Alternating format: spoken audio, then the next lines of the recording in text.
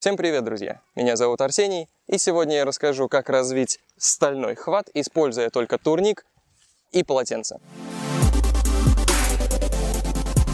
Почему это важно? Потому что хват – это базовое движение. Оно гораздо более базовое, чем любые подтягивания, отжимания, приседания или что бы то ни было. Что я имею в виду?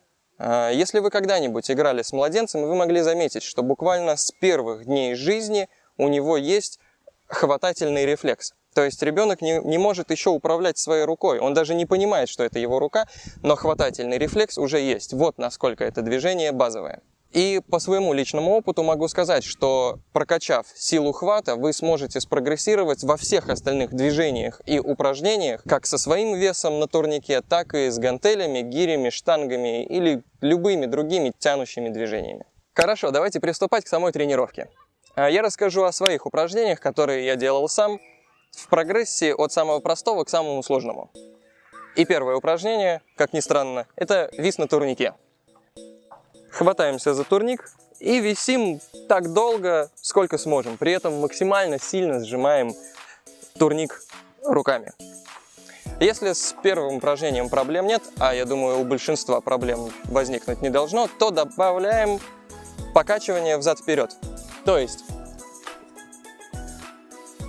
качаемся на турнике, что в свою очередь создает центростремительное ускорение, и это центростремительное ускорение будет тянуть вас вниз, таким образом увеличивая нагрузку на предплечье. Дальше, если вы можете так качаться от 30 секунд до минуты, переходим к следующему упражнению. Это вис вьетнамкой, так называемой, на одной руке, то есть меняем руку.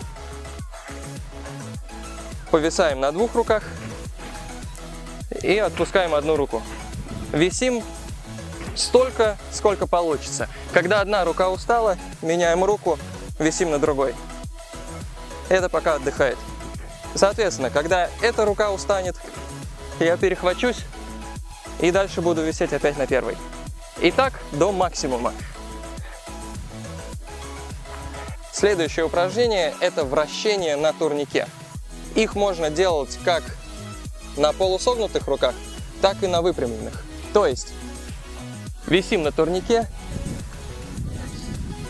и перехватываемся в одну, в другую сторону.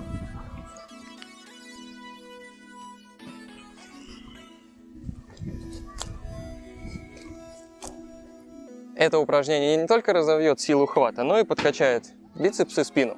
Следующее упражнение – это подтягивание. Да, обычные подтягивания. На самом деле именно они, по сути, и развивают силу хвата. Подтягиваемся максимальное количество раз, максимально разными хватами. То есть узким хватом, средним хватом, широким хватом, обратным узким, обратным средним, обратным широким, разным хватом.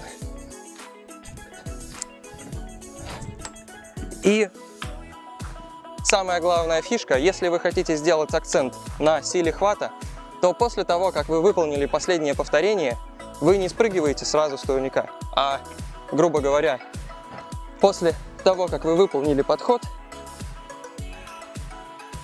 вы повисаете и висите максимально долго, сколько получается.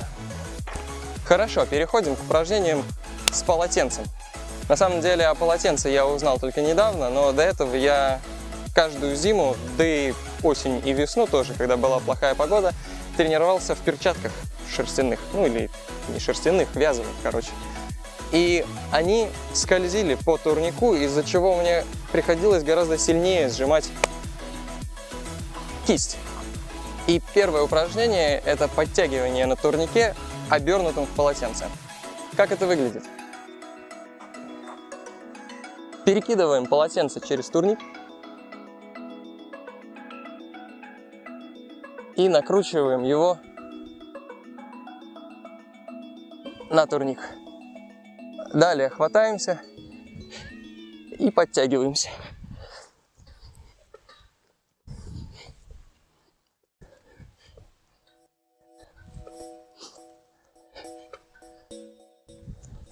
Смысл в том, что таким образом полотенце будет у вас скользить по турнику, и вам придется гораздо сильнее сжимать его. Это упражнение можно заменить на подтягивание в перчатках.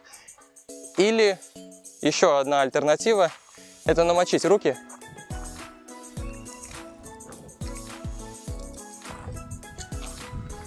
И подтягиваться с мокрыми руками. Хорошо. Следующее упражнение – это подтягивание непосредственно на полотенце. Что это значит? Перекидываем полотенце через турник, хватаемся за противоположные концы и висим. Если с висом проблем не возникает, начинаем подтягиваться. Вот. Это первый вариант, он более простой, когда мы обхватываем полотенце целиком. И более сложный вариант – это когда мы хватаемся за самый кончик, то есть за кромку полотенца. Я не знаю, выдержит ли мое полотенце. И, соответственно,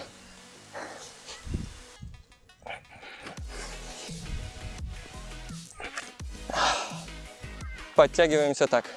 Подтягивание можно делать с фиксацией, то есть со статической работой. Можно просто подтягиваться. В любом случае, это очень сильно укрепит ваш хват. И последнее упражнение, оно же самое сложное, по крайней мере для меня, это вис на кончиках пальцев.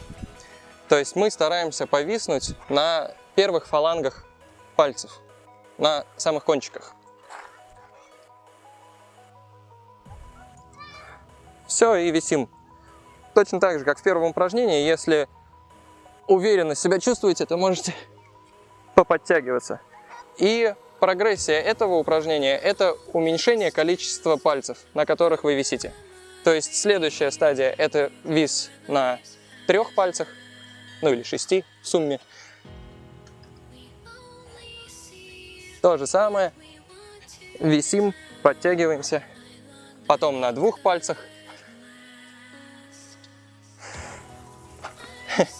На них я уже потянуться не могу. Соскальзывают. И на 1 пальце. Но на 1, правда, у меня тоже не получается пока. Но мне и так хватает моего хвата. Вот такие вот упражнения, друзья.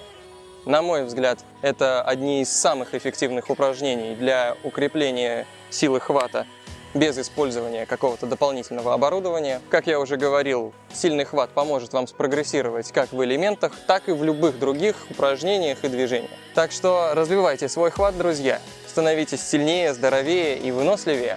Жмите лайки, подписывайтесь на канал. Если у вас остались какие-то вопросы, задавайте их в комментариях. Спасибо вам за просмотр и всем мир!